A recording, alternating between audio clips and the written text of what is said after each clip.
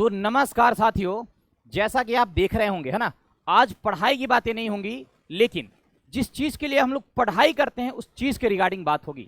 जान तो गए होंगे क्या?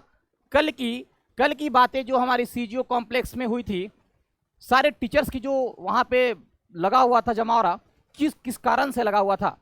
जैसा कि आप सभी जानते हैं, कल 12 या 1 बजे के आसपास सारे टीचर्स, पहले वहां हम लोग सब लोग पहुंचे थे, सारे टीचर्स भी पहुंचे थे, हम भी गए, अनिल सर भी, सब लोग गए हुए थे, है ना। फिर धीरे धीरे स्टूडेंट्स की भीड़ आती गई। करीब 12:30-1 बजे के बाद की ये बात है। फिर धीरे धीरे ये टाइम बीतता गया और हम लोगों की डिमांड ये थी कि एसएससी चेयरमैन से मीटअप करनी है, ये मिलना है, और अपने उसको हम मतलब प्रोटेस्ट तो नहीं कहेंगे, एक अपनी जो डिमांड थी, जो अपनी एक हक की बातें थी, वो हमें रखना थी। क्या सर? उसी के लिए हम लोगों ने डिमांड करा एसएससी चेयरमैन से मिलने का। लेकिन एसएससी चेयरमैन द्वारा इस चीज को एक तरह से कहीं इनकार कर दिया गया, मतलब बता दिया गया कि हम यहाँ पे अवेलेबल नहीं है, जबकि वो शायद वो थे, है ना। लेकिन लास्टली जो स्टूडेंट का सपोर्ट मिलते गया, क्योंकि ये जो एक अपना मुद्दा है वो हमारी और स्टूडेंट सब की है, तो स्टूडेंट का जो सपोर्ट मिलते गया, और करीब ये 7 बजे के आसपास, 7 PM 7 बजे शाम के आसपास बातें ये हुई कि वो लोग एग्री कर गए मिलने के लिए। और हमारे 1-2 टीचर्स और 1-2 स्टूडेंट्स अंदर ऑफिस में गए, एसएससी चेयरमैन साहब से मुलाकात भी हुई। मुलाकात होने के बाद बहुत सारे अपने हम लोगों ने डिमांड को रखा, ठीक है। डिमांड रखने के बाद उनकी तरफ से बहुत सारे चीज का कंक्लूजन निकल के आया। और बात तो ये है कि जो हम लोग वीडियो पढ़ाते हैं या फिर बनाते हैं, उनको भी ये बातें अपडेट थी पहले से ही, कहीं ना कहीं वो हम लोगों की वीडियो देखते हैं। कौन? एसएससी के चेयरमैन साहब। क्योंकि कुछ पक्ष हमने रखी थी। क्या सर? वहां पे रखा गया था। जब रखा गया तो देखा ये गया कि उनको भी ये चीज पहले से पता थी। कुछ गलतियों के लिए उन्होंने माना कि हाँ, हमारी ये गलतियां रही हैं, हम इसे सर रिफॉर्म करेंगे, इसे सुधारेंगे। लेकिन और भी बहुत सारे हम लोगों ने डिमांड को रखा, सब करके एक एक यहाँ पे पॉइंट अभी हम और सर डिस्कस करेंगे। सारा पॉइंट आपके लिए रखा गया है, एक एक चीज अपडेट रखा गया है कि कैसे क्या है, कौन कौन से क्वेश्चन है, इनकी सॉल्यूशन क्या होगी, क्या हम लोगों ने पक्ष रखा, अगली प्लानिंग क्या होगी, अपडेट क्या होगा, अगले बार हम लोग इस मतलब अब जो भी 8-10 दिन में एक प्लानिंग हम लोग का किया गया है, वो प्लानिंग किस तरीके की होगी, स्टूडेंट के हित में किस तरीके होगी। कहीं ना कहीं हर चीज, हर लोगों के अंदर नाराजगी है, मतलब सारे टीचर्स के अंदर भी नाराजगी है, सारे स्टूडेंट के अंदर भी नाराजगी है कि इतना पढ़ने के बावजूद, सर इतने मार्क्स लाने के बावजूद, इतने मेहनत करने के बावजूद, अगर हम एक क्वेश्चन गलती कर दें तो एसएससी आप बाहर निकाल दोगे, और एसएससी आपकी गलती पे गलतियां होती जा रही हैं, आंसर की भी गलत होते जा रहा है, और भैया हम कहाँ तो बाहर चले गए। वो जो ओवर एज हो गया उनका क्या, है ना सर, जो ओवर एज हो गया उनका क्या, जो सालों गुजार देते हैं, जिनकी एक उम्मीद होती है नौकरी लेना, जो एकदम गरीब फैमिली से आते हैं मेरे भाई, जो एकदम कम उम्र से 1 साल का खर्चा निकाल ली जाए तो सिर्फ रहने खाने का इतने खर्चा आ जाता है जिनका उनका घर का लोग कमा नहीं पाता होगा साथियों। और इतना करने के बावजूद हमें भी कहीं ना कहीं बहुत तकलीफ होती है। हम भी दिल जान सब लगा के पूरे टीम, पूरे टीचर्स मेहनत करते हैं, सारे स्टूडेंट मेहनत करते हैं, उसके बाद ये चीज होता है। तो हर चीज आपके लिए अभी देखने को मिलेगी। थैंक्स।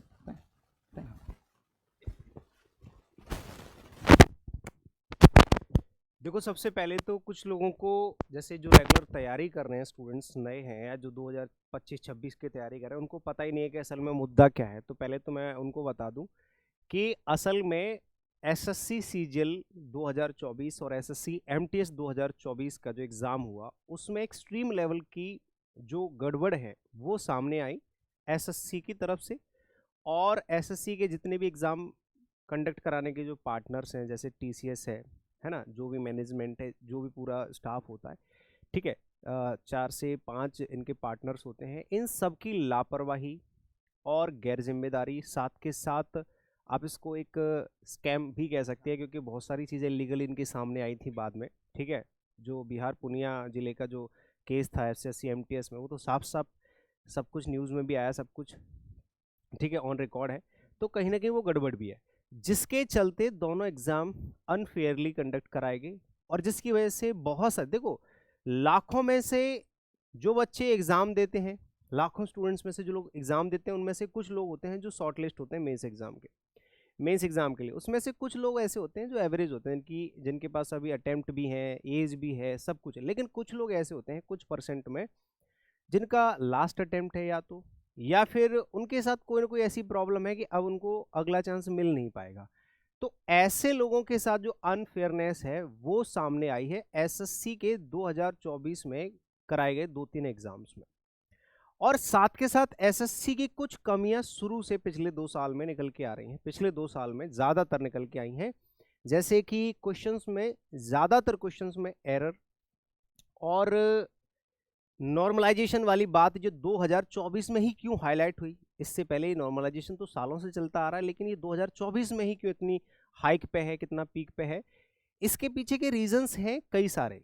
एक तो आप ये कह सकते हैं कि यहाँ पे सीटें बिक रही हैं, स्कैम चल रहा है, लोगों को पैसे लेकर के उनको सिलेक्शन दिए जा रहे हैं। साथ के साथ दूसरा ये है कि नॉर्मलाइजेशन में भाई देखो, अगर आप को लगता है कि हमें नॉर्मलाइजेशन कराना है, हमें मार्क्स बढ़ाने हैं, घटाने हैं, आप जिस शिफ्ट का मर्जी आ रहा है आप बढ़ा दे रहे हो, जिस शिफ्ट का मर्जी आ रहा है घटा दे रहे हो, कोई उस चीज़ का प्रूफ नहीं है, कि कोई इस चीज़ का रिकॉर्ड नहीं है कि कौन से एग्जाम का जो कौन से शिफ्ट का एग्जाम टफ था, कौन सी शिफ्ट का एग्जाम ईजी था। ठीक है, कोई चीज़ सामने नहीं होती है ऑन रिकॉर्ड। आप अपनी मर्जी से अंदर ही अंदर चीज़ों को घटा बढ़ा ले रहे हो। ठीक है, और नंबर ऑफ जो मार्क्स हैं उनमें आप डिफरेंस इतना देख पा रहे हैं कि किसी के 60-60, 60-70 नंबर बढ़ रहे हैं, किसी के 50-50 नंबर घट रहे हैं। तो जिसकी वजह से जो एग्जाम देता है रियल कैंडिडेट, उसके ऊपर क्या बीतती है। मान लीजिए कि मेरा भले ही इजी पेपर सही, ये आपकी गलती है कि आपने पेपर इजी बनाया, उसकी वजह से मेरा स्कोर अच्छा था। अगर मेरा टफ होता तो मैं उस तरह का परफॉर्मेंस करके आता। रैंक लाते हुए सर बहुत दूर दूर चले गए हैं वो। एक बार बिल्कुल। उनके मन में आया कि इतना अच्छा हमने रैंक लेके आया, और फिर आपने क्या रिफॉर्म करा, क्या कुछ करा, पता नहीं चल रहा कहाँ फिका गया बंदा। बिल्कुल। उसके अंदर क्या कर... जो पॉइंटर्स हैं, जो एसएससी रिफॉर्म्स के लिए जो टीचर्स ने आग्रह किया चेयरमैन साहब से मिलने के लिए कि कुछ पॉइंटर्स रखेंगे, उसमें कुछ पॉइंटर्स आपके सामने है। जैसे वेटिंग लिस्ट है, ओवर एज है, या फिर जो क्वेश्चन एरर है आपके एग्जामिनेशन जो आंसर की आती है उसमें। टीसीएस का तो पर्दाफाश हो गया, ये तो हो गया, आउट हो गया, ये तो पूरा एसएससी से खत्म ही कर दिया। ये तो चेयरमैन ने साफ साफ बोल दिया कि भैया टीसीएस तो अब पेपर नहीं बनाएगी आपका। नॉर्मलाइजेशन वाला मुद्दा है, साथ के साथ एग्जाम्स के जो क्रम है, आपके ऑर्डर है, इन पे चर्चा। ठीक है, साथ के साथ आपका डॉक्यूमेंट वेरिफिकेशन में जो दिक्कत आती है कि भैया पहले करा देते हो, बिना फाइनल आंसर की से पहले आप पोस्ट प्रेफरेंस भरवाते हो। ठीक है, डीवी का जो इशू है, साथ के साथ आपके एग्जाम डिले। अब देखो, इन सब चीज़ों पे बात करने के लिए ही सभी टीचर्स ने रिक्वेस्ट डाली। ठीक है, पहले तो नॉर्मली सिर्फ टीचर थे तो उन्होंने ट्राई करा मिलने का, सभी टीचर्स ने, तो उन्होंने मना कर दिया कि नहीं, कोशिश करें कि टाल देते हैं ना। लेकिन जैसे ही वहाँ पे टीचर्स और बाकी के सभी टीचर्स इकट्ठे हुए, साथ के साथ स्टूडेंट्स इकट्ठे हुए, तो वहाँ पे उन पर प्रेशर भी बना, और रात के 7 बजे है ना वो मिलने के लिए एग्री हो गया। और 8:30 बजे के आसपास 1.5 घंटे के आर्ग्यूमेंट या डिस्कशन के बाद, ठीक है सर बाहर आए। ठीक है, और उसके बाद उनकी बातें क्या हुई वो हम यहाँ पे आपके साथ डिस्कस करेंगे, और क्या आने वाले, क्या सभी लोग सेटिस्फाइड है इस चीज़ से, वो भी मैं आपको खुल के बताऊंगा। असल में मुद्दा ये, पहले तो सर आपको इन पॉइंटर्स पे डिस्कशन करके बताएंगे। ठीक है, फिर उसके बाद जो असली बात है जो हुई है वहाँ पे चेयरमैन के साथ में, जो भी अभिनय सर के साथ जो बात हुई है, वो जो हमारे साथ डिस्कशन हुआ है वो मैं आप लोगों के सामने जरूर रखूंगा। ठीक है सर, एक बार ये पॉइंट। Thank you. चलिए, तो अब अगर हम एक बार बात करें साथियों, है ना, तो जैसा कि सर ने बोला है ना, तो हम और सर मतलब, और सारे सर लोग, सारे टीचर्स, मतलब सब लोग वहाँ अवेलेबल थे, सारे स्टूडेंट का भी बहुत सपोर्ट रहा है ना। अब अगर हम बात करें, ये जो पॉइंट आपको दिख रही है ना, ये पॉइंट के बारे में सब कुछ वहां पे मुद्दा उठा था, सब कुछ ये सारे पॉइंट पे मुद्दे उठे हुए थे, है ना। अब सबसे पहले अगर हम बात करें ना साथियों, तो अब अगर बात करें साथियों, ये सारे पॉइंट के बारे में एक बार हम लोग डिस्कस करते हैं। ठीक है, सारे पॉइंट के बारे में हम लोग डिस्कस करते हैं, ठीक है ना। अब बात रही वेटिंग लिस्ट के बारे में, कि वेटिंग लिस्ट के बारे में लोग को डिमांड था, तो ये देखो ये क्या किया ना, वेटिंग लिस्ट के बारे में हम लोगों ने बोला कि ऐसा अगर नहीं है तो जो वेटिंग में बंदा है उनको, आप एक ही बंदा बहुत बार एग्जाम दे रहा है, कोई जॉब छोड़ रहा है दूसरे में जा रहा है, तो कोई ऐसे बंदा जो भी थोड़े से मार्क्स लिए बाहर हो जा रहा है, उनको वेटिंग लिस्ट लाके और सबसे कम ग्रेड पे की जॉब दी जाए। लेकिन अगर बात करें तो उधर से डायरेक्ट मना कर दिया गया कि भाई वेटिंग लिस्ट वगैरह अलग अलग डिपार्टमेंट होते हैं, तो एसएससी के चेयरमैन ने डायरेक्ट मना कर दिया कि नहीं, ये संभव नहीं है, ये मना हो गया फिर, तो ये तो खैर नहीं रहा। अब बात करें ओवरेज और नेक्स्ट अटेम्प्ट के बारे में, है ना, तो बात करें साथियों ओवरेज के बारे में, मतलब जो जिनका भी ये वाला अटेम्प्ट लास्ट था साथियों, वेटिंग लिस्ट का मना करने का रीजन, हाँ नहीं, हाँ बिल्कुल, वेटिंग लिस्ट का मना करने का एक रीजन ये भी हो सकता है। वेटिंग लिस्ट का मना करने का रीजन एक सबसे बड़ा ये हो सकता है कि जैसे मान लीजिए जितने भी, जैसे मान लीजिए इसमें 100 ऐसे कैंडिडेट्स हैं जो अभी ऑलरेडी वर्किंग हैं, उसमें से मान लीजिए 10 लोगों ने एग्जाम दिया, और इनका एग्जाम क्रैक हो गया, इन्होंने क्या करा, ये 10 वाली पोस्ट इसमें से खाली कर दी और ये दूसरी जगह चले गए, ठीक है, दूसरी पोस्ट पे, तो अब इसमें 10 सीट खाली हो गई। अब जो स्टूडेंट्स नए आएंगे, जैसे मान लीजिए अगर इसी पोस्ट के नए स्टूडेंट हैं 10, या फिर मान लीजिए जिनको नौकरी मिली ही नहीं, जिन्होंने एग्जाम क्रैक नहीं करा, जिनका नाम शॉर्टलिस्ट नहीं हुआ, वो इन दोनों में से कोई भी स्टूडेंट इस पोस्ट के लिए जो वर्किंग है, अभी एट प्रेजेंट काम करते हुए पोस्ट छोड़ के गया है, उस टाइम पे इन दोनों कैंडिडेट में से एक भी कंफर्टेबल नहीं होगा। तो ये जहां तक है वेटिंग लिस्ट का, ठीक है, लॉजिकल समझ में आता है लॉजिक, ठीक है, क्योंकि ना तो हम डायरेक्ट जो फ्रेशर है जो एकदम रिक्रूटमेंट करी है अभी अभी, वो डायरेक्ट बिना ट्रेनिंग के हम वहाँ पे नहीं भेज सकते, और जिनका सिलेक्शन नहीं हुआ है वो तो वर्दी ही नहीं है उनके हिसाब से ऑफिशियली, तो उनको भी नहीं भेज सकते, ठीक है। तो अगर मान लीजिए कोई छोटी पोस्ट आप वहां से उठा के इधर रखेंगे तो मतलब किसी भी तरह से पॉसिबल है नहीं, तो वेटिंग लिस्ट का तो पॉसिबल है ही नहीं है। तो सिंपली आप ये कह सकते हो कि ये वाली डिमांड एसएससी के हिसाब से इलॉजिकल है, ठीक है। बाकी हाँ, तो उन्होंने मना कर दिया इसी कारण से, है ना। अब बात करें ना नेक्स्ट ओवर एज के बारे में और ये नेक्स्ट अटेम्प्ट के बारे में, ठीक है। हाँ, तो अब ये ओवर एज और ये नेक्स्ट अटेम्प्ट जो है ना, तो ये इसलिए रखा गया कि जो भी बंदा जिनकी उम्र इस बार लास्ट थी, मतलब जॉब के हिसाब से, एसएससी के हिसाब से, ठीक है, लेकिन कहीं ना कहीं नॉर्मलाइजेशन की वजह से उन्होंने काफी मेहनत तो करी, बट उनकी फाइनल सिलेक्शन नहीं हो पाई, है ना। तो वो अब कहाँ जाए जो इतने लंबे वर्षों तक जिन्होंने प्रिपरेशन करी और ये बातें नहीं बन पाई अगर उनके लिए, है ना, ठीक है, ये बातें अगर उनके लिए मैं लगा दूंगा, तो ये बातें उनके लिए अगर नहीं बन पाई तो क्या हुआ, तो एसएससी के चेयरमैन अविनाश सर अंदर गए हुए थे और भी लोग गए थे ना, तो आश्वासन दिया कि नहीं ये तो सर मैं बोल रहा हूँ और ये मैं कराऊंगा। एसएससी ने आश्वासन दिया कि मैं कराऊंगा, मतलब इस पे उसने एग्री करा इस पे कि मैं कराऊंगा, ठीक है। तो ये बातें हुई, है ना।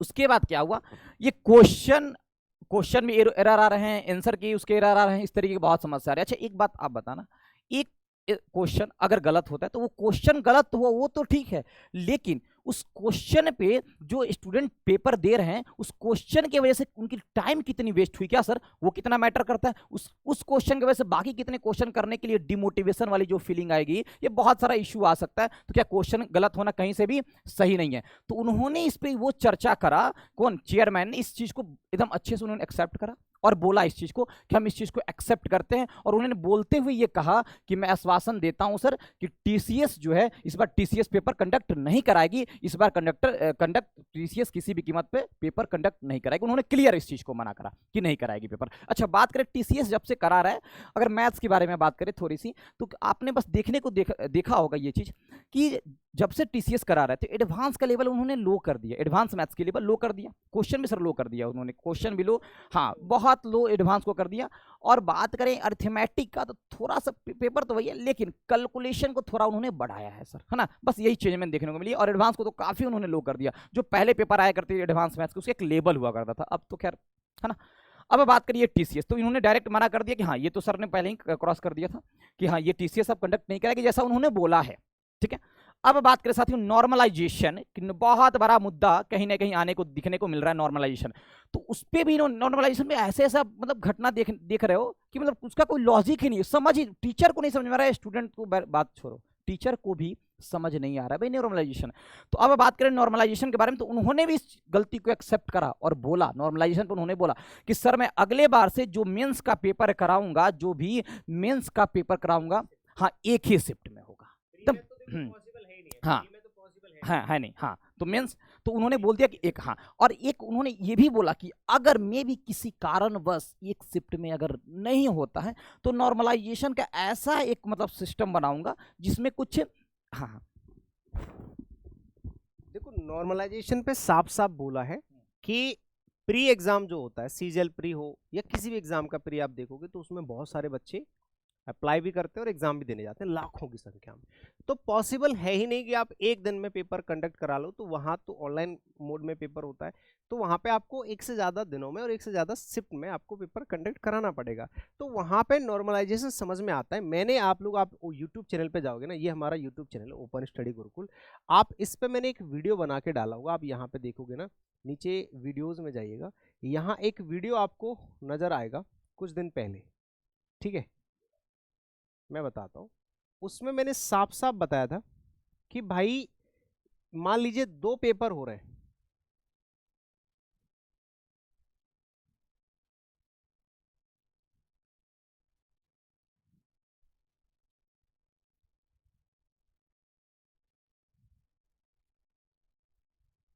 ठीक है, बस मैं 1 सेकंड में बता देता हूँ। ठीक है, ये नहीं है सर, दूसरा वीडियो है इसी के आसपास। ये रहा देखो थंबनेल आप देख लो, SSC CGL scam raw marks पर सिलेक्शन क्यों नहीं, और इसमें आप जाके ओपन करोगे तो यहाँ पे, हाँ 10-12 दिन पहले का वीडियो है। इसमें मैंने साफ साफ यहाँ पे बताया था बहुत अच्छे से एक्सप्लेन करके कि भाई अगर आप, जैसे पहली बात तो रॉ मार्क्स पे सिलेक्शन क्यों नहीं ले रहे हो, आपको नॉर्मलाइजेशन करने की जरूरत क्यों पड़ रही है, और पड़ रही है तो उसका एक रीजन आप लोग देते हो कि एक से ज्यादा शिफ्ट में पेपर नहीं हो सकता। लेकिन ये तो सीधा सीधा स्कैम है कि भैया प्री में एग्जाम आप ले लो, एक से ज्यादा डेट्स में, एक से ज्यादा शिफ्ट्स में आप प्री में एग्जाम ले रहे हो, समझ में आता है। तो पहली बात तो प्री का लेवल ऐसे सेट करो, आपके पास टीम है, आपके पास फंड मिलता है सरकार की तरफ से, उस पैसे का सही इस्तेमाल करो, उसमें पहले लेवल सेट करो जिसकी वजह से आपको नॉर्मलाइजेशन अगर करना भी पड़े तो बहुत ज़्यादा मार्क्स इंक्रीज और डिक्रीज ना हो। लेकिन मेंस की जब हम बात करें, देखो यहाँ पे मैंने बता रखा है कि प्री में तो ठीक है 30 लाख से भी ज़्यादा स्टूडेंट है तो आपने करा दिया, ठीक है समझ में आता है, 20 दिन में पेपर हो रहा है। लेकिन यहाँ पे 18 और 20 2 दिन में आपने मेंस का पेपर लिया है, जरूरत नहीं थी। जब आप प्री के पेपर को इतने सारे बड़े मतलब 20-30 लाख 40 लाख बच्चों का पेपर कंडक्ट करा रहे हो, आपको 1 लाख बच्चों का पेपर अच्छे से नहीं हुआ जा रहा है एक दिन में पेपर, तो इसको उन्होंने एक्सेप्ट कर लिया। इस चीज को देखो आप, ये मैंने बहुत अच्छे से वीडियो बना के डाला था और बाकी के टीचर्स ने भी डाला था, तो ये चीज एसएससी चेयरमैन के द्वारा एक्सेप्ट की गई है कि हाँ आगे से मतलब दो, आप ये मान के चलिए 2024 वालों के लिए कुछ भी उन्होंने नहीं बोला है कि अब तो इसके डीबी होने लग रहा है, ठीक है, और कुछ ही दिनों में जल्दी ही इनकी ज्वाइनिंग हो जाएगी। तो अब इसमें तो मतलब 0.0% मतलब 1% चांस है कि नहीं हो सकता, क्लियर कर दिया कि 24 वालों को तो कुछ नहीं होगा। हाँ 25-26 में जो एग्जाम होंगे वहां पे जो भी सीजीएल का मेंस पेपर होगा उसको एक ही शिफ्ट में कंडक्ट कराया जाएगा। और इन सब चीजों का भी देखो मैं आपको बता दूं, नीम वो जो बेस है वो बता दूं कि उन्होंने सिर्फ मुंह से ये वाली बातें बोली है, सिर्फ मुंह से बातें बोली हैं और चीजों को माना है, कोई रिटन प्रूफ उन्होंने नहीं दिया, कोई नोटिफिकेशन, कोई भी ऐसा लिखित में उन्होंने कुछ भी नहीं दिया है। अब चाहे आप इसको जुमलेबाजी या लॉलीपॉप समझ लो, या फिर उनकी बात या उनकी जुबानी या जो भी प्रॉमिस उन्होंने करा है उससे हम एक होप लेके भी चल सकते हैं कि इन फ्यूचर ऐसा ही हो। लेकिन ऑफिशियली देखो जो होगा वो सरकार करेगी या एसएससी करेगी, उसमें अभी हम लोग कुछ नहीं कर सकते। लेकिन अगर हाँ एक चीज है कि आने वाले हफ्ते 10 दिन में अगर ये चीज कहीं ना कहीं एसएससी की तरफ से डिक्लेयर नहीं होती ऑफिशियली, जिससे हमें थोड़ा सा प्रूफ मिले या थोड़ा सा सभी टीचर्स को हाँ आश्वासन मिले, बच्चों को भी मिले कि हाँ ऐसा हुआ है, रिफॉर्म हो सकते हैं 2025 और 26 के लिए, तो हफ्ते 10 दिन के बाद फिर से एक बार सभी टीचर्स और सभी बच्चे मिलकर के फिर से एसएससी हेडक्वार्टर जाएंगे और वहां पर फिर से इसी चीज की डिमांड होगी। और ये आज से ही डिसाइड, हमने उसी दिन सभी टीचर्स ने डिसाइड कर लिया था कि 10 दिन बाद फिर से इकट्ठा होंगे, अगर 10 दिन के अंदर कोई भी रिटन नोटिफिकेशन एसएससी की तरफ से इशू नहीं होता है तो।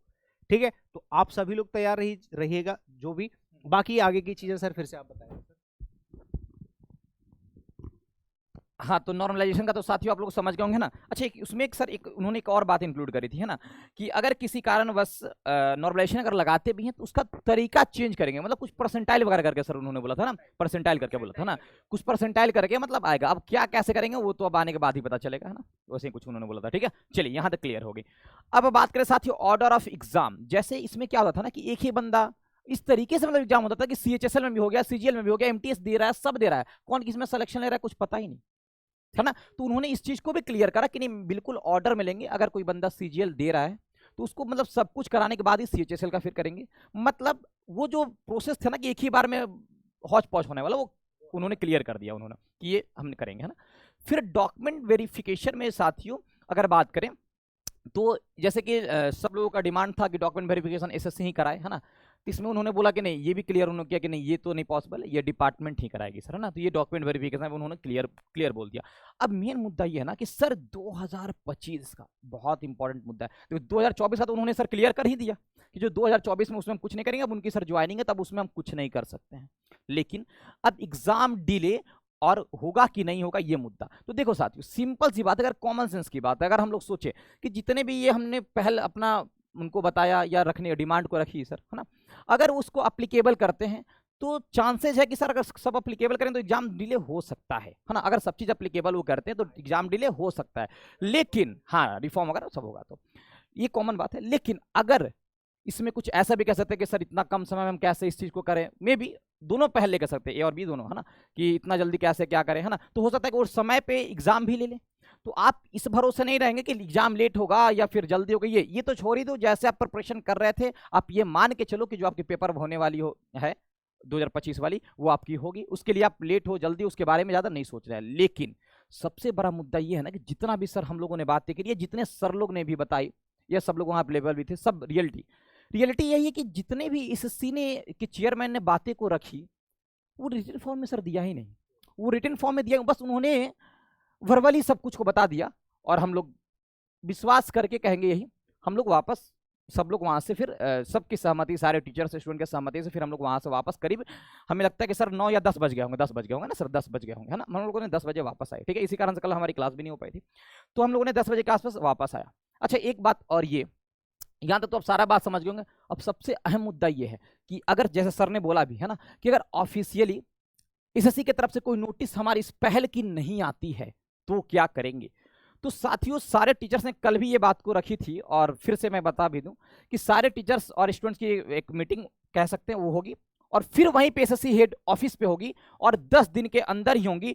और इस बार स्टूडेंट का तो प्यार था ही, अगले बार तो हम यही कहेंगे कि अगर एसएससी नोटिस जारी नहीं करती है तो अगला बार अपने इस मुहिम को, अपने इस डिमांड को मतलब ऑफिशियली कराने के लिए आपकी प्यार की और जरूरत होगी। सारे टीचर्स तो पहुंचेंगे, सारे टीचर्स का सपोर्ट है, स्टूडेंट का भी सपोर्ट है। इस बार भी काफी स्टूडेंट हैं, इसलिए एसएससी के चेयरमैन से हम लोग मिल भी पाए, सर लोग मिल भी पाए, सारे लोग कर भी पाए। लेकिन अगले बार अगर ऐसा कुछ नहीं होता, अगर है तो सारे स्टूडेंट अगले बार इस प्यार को और बढ़ा के और वहां पहुंचेंगे और अपने एसएससी के पास डिमांड को रखेंगे। होपफुली आप इस सारी बातों को समझे होंगे। बाकी कुछ बात अब फिर अनिल सर से करते हैं, है ना। चलिए, बस अभी तक तो सर ने जो बताया है, बाकी एग्ज़ाम डिले का मैं बता दूं। जैसे अगर आपको लगता है कि एग्ज़ाम जल्दी होगा या डिले होगा, इससे फ़र्क नहीं पड़ता। इससे अगर जो सीरियस स्टूडेंट है वो 3 महीने पहले तैयारी शुरू नहीं करता है, वो साल भर पहले तैयारी शुरू करता है, और वो टारगेट करता है कि मैं 1 साल पूरा सिलेबस पढ़ने के बाद ही एग्ज़ाम में बैठूंगा और तभी मैं उम्मीद कर सकता हूँ। 3 महीने बाद जो एग्ज़ाम ट्राई कर रहा है वो अपना लक ट्राई कर रहा है, वो कोई एग्ज़ाम में बैठने लायक इंसान है ही नहीं है, सच बताएं तो डिले होने से उस बच्चे को फ़र्क नहीं पड़ना चाहिए जो सच में तैयारी कर रहा है। क्योंकि उसने तो, अगर कोई बच्चा सच में एसएससी सीजीएल क्रैक करना चाहता है, उसको 2026 या 27 को टारगेट करना चाहिए, है ना। जो 2025 की, अगर कोई फ्रेशर है तो, लेकिन जो पहले से तैयारी कर रहा है, उसने 1-2 अटेम्प्ट दिए हैं, वो आराम से 2025 का एग्ज़ाम देगा। तो डिले पेपर होता है वो बाद की चीज़ है, वो उन लोगों के लिए जो सच में वो बिल्कुल तैयार है पेपर के लिए। लेकिन जो तैयारी शुरू करते हैं उनको 1 साल कम से कम देना चाहिए। बाकी सारी चीज़ें डिस्कस होगी, अगर और कोई अपडेट होगा तो हम आपके सामने फिर से हाजिर होंगे। बाकी आज के लिए इतना बहुत है। आप सभी कमेंट करके बताइए कि आपको कौन सी चीज़ सही और कौन सी चीज़ गलत लग रही है, और आपके हिसाब से क्या होना बेहतर होगा। ठीक है, जय हिंद, मिलते हैं अगले सेशन में, बाय बाय, ठीक है।